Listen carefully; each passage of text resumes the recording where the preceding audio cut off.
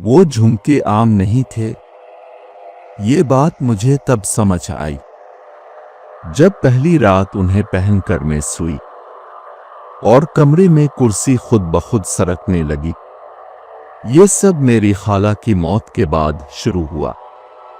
खाला जो हमेशा खामोश रहती थीं, जिनकी आंखों में सवाल कम और डर ज्यादा होता था, उनके मरने के बाद सामान समेटते हुए मुझे लकड़ी के पुराने संदूक में वो झुमके मिले, भारी चांदी जैसे, मगर चांदी नहीं।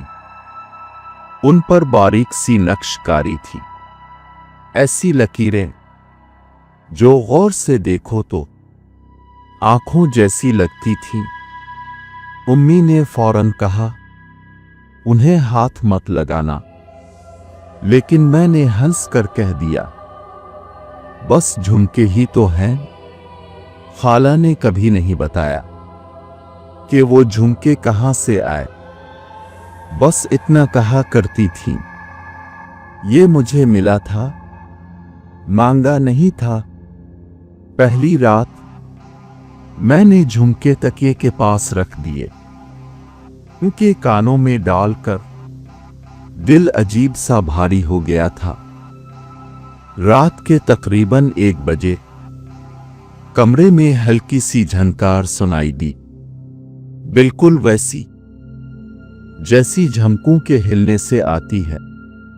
मैंने आंखें खोली, सामने कुर्सी थी जो आहिस्ता आहिस्ता हल रही थी। कमरा बंद था, खिड़की बंद, पंखा बंद। फिर झंकार दोबारा हुई, इस बार मेरे बालों के करीब, मेरे कानों के पास, जैसे किसी ने झुमका हिलाया हो। मैंने कंबल ओढ़ लिया, दिल जोर जोर से धड़क रहा था। और फिर मेरे कान में किसी ने सरगोशी की, तुमने पहनने की इजाजत नहीं ली। मेरा जिस्म सुन हो गया। मैं चीखना चाहती थी, मगर आवाज नहीं निकली। सुबह जब आंख खुली, झुमके मेरे कानों में थे। उम्मी ने देखते ही कहा, ये तुमने कैसे पहने? मैंने कुछ नहीं कहा, क्योंकि मुझे खुद नहीं मालूम था। इस दिन के बाद जहां मैं जाती, लोग मुझे घूरने लगते। कुछ लोग नजरें चरा लेते, कुछ के होंठ हिलते जैसे दुआ पढ़ रहे हों। रात को आईने में मेरा अक्स एक पल के लिए मुस्कुरा देता, जबकि मैं मुस्कुरा नहीं रही होती। और झमकों की आवाज अब सिर्फ रात को नहीं, दिन में भी मेरे साथ रहने लगी थी, जैसे कोई मेरे कानों के साथ साथ चल रहा हो। और ये तो बस आगाज था।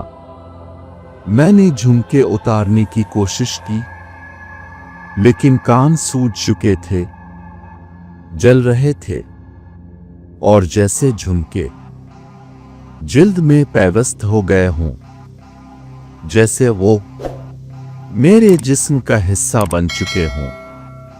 खाला के कमरे में जाकर मैंने उनकी पुरानी डायरी ढूंढी।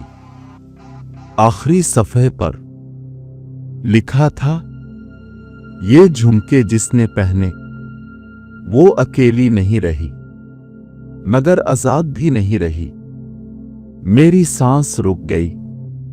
अचानक कमरे में वही झनकार गूंजी, मगर इस बार सिर्फ एक जोड़ी की नहीं, जैसे कई झुमके एक साथ हल रहे हों।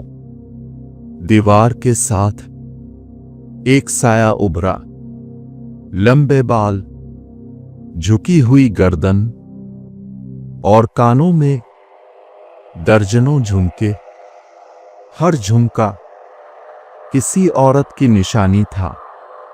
वो साया बोल नहीं रहा था, मगर उसके कानों के झुमके एक साथ हल रहे थे और मुझे समझ आ गया, हर वो औरत जिसने ये झुमके पहने वो यहां रह गई, किसी आईने में, किसी दीवार में, किसी आवाज में।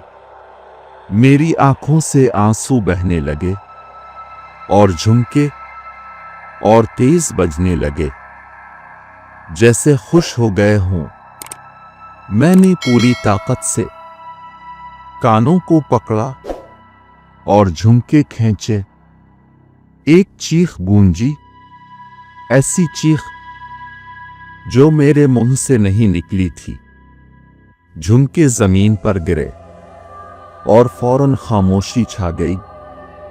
अगली सुबह मेरे कानों पर छोटे छोटे निशान थे, बिल्कुल वैसे जैसे किसी ने कानों से कुछ निकाला हो।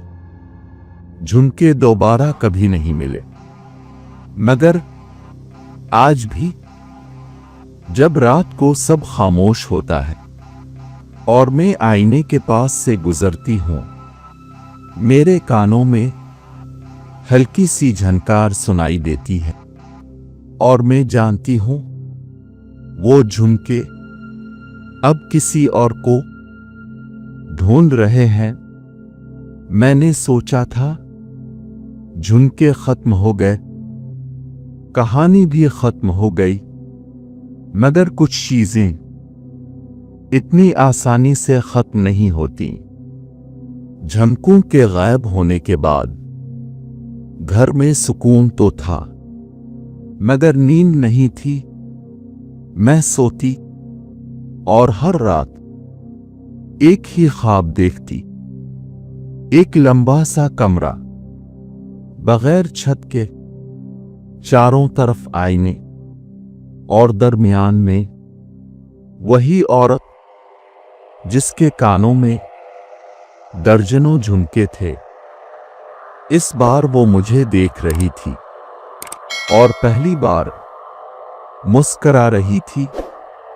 इसकी मुस्कुराहट खुशी की नहीं थी, वो मुस्कुराहट मुंतजिर लोगों की होती है। ख्वाब में वो मेरे करीब आई और मेरे कानों के पास झुककर सरगोशी की, हम तुम्हें छोड़ चुके हैं, अब तुम हमारी वारिस हो। मैं हड़बड़ा कर जाग गई और कमरे में हल्की सी झनकार गूंज रही थी। हालांकि झुमके मौजूद नहीं थे। अगले दिन अम्मी की तबीयत अचानक खराब हो गई। वो बार बार कह रही थी कि कानों में आवाज आ रही है। मैंने घबरा कर पूछा, कैसी आवाज? अम्मी ने जवाब दिया, जैसे किसी ने झुमके हिला दिए हों। मेरा जिस्म ठंडा हो गया।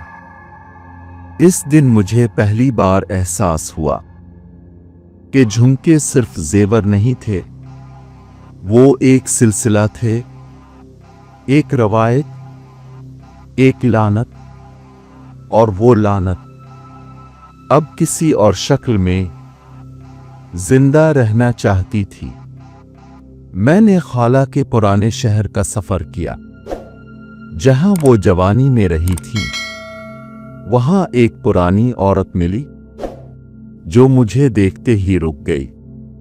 उसने मेरे कानों को देखा और फौरन नजरें झुका ले। इसने कहा, तुमने वो आवाज सुन ली है ना? मैंने कुछ नहीं कहा, मगर उसकी आंखों में जो खौफ था वो सब कह गया। उसने बताया कि बरसों पहले इस इलाके में औरतों की एक रस्म थी। जो औरत किसी खास रात खामोशी से वो झुमके पहनती, वो किसी चीज से वादा करती, अकेली ना रहने का, कभी ना छोड़े जाने का, मगर उसके बदले वो अपनी जिंदगी आहिस्ता आहिस्ता इस वजूद के हवाले कर देती। वो वजूद जो औरतों की तन्हाई से ताकत लेता था, और जब एक औरत कमजोर हो जाती, झुमके किसी और के पास पहुंच जाते। मैं समझ गई, ये झुमके खत्म नहीं होते, ये मुंतकिल होते हैं। वापसी पर मेरे घर में रात के वक्त उम्मी के कमरे से झनकार आने लगी। मैं दरवाजे के पास खड़ी रही, सांस रोके। अंदर उम्मी आईने के सामने बैठी थी और उनके कानों में वही झुमके थे। मेरे कदम लड़खड़ा गए। उम्मी ने आईने में मेरी तरफ देखा और धीमी आवाज में कहा, ये मुझे खुद मिल गए थे। मैंने चीख कर कहा, नहीं, ये वापस आ गए हैं। उम्मी मुस्कुराई, वही मुस्कुराहट जो मैं ख्वाब में देख चुकी थी। अगली सुबह उम्मी को कुछ याद नहीं था, लेकिन उनके कानों पर वही निशान थे। मैंने इस दिन फैसला किया कि इस सिलसिले को यहीं खत्म करना है। मैंने आईना तोड़ दिया, तमाम जेवरात जला दिए और उस पुरानी औरत के बताए हुए अल्फाज आहिस्ता आहिस्ता दोहराए। कमरे में वो चीख गूंजी जो इस दुनिया की नहीं थी, और पहली बार झनकार दर्द में बदली। इस रात के बाद कोई आवाज नहीं आई, लेकिन कभी कभी, बस कभी कभी, जब मैं किसी शादी में जाती हूं और किसी औरत के कानों में बहुत खूबसूरत झुमके देखती हूं, तो मुझे लगता है वो हल रहे हैं। हालांकि हुआ नहीं चल रही होती, और मैं जानती हूं ये कहानी खत्म नहीं हुई, ये सिर्फ खामोश हो गई है।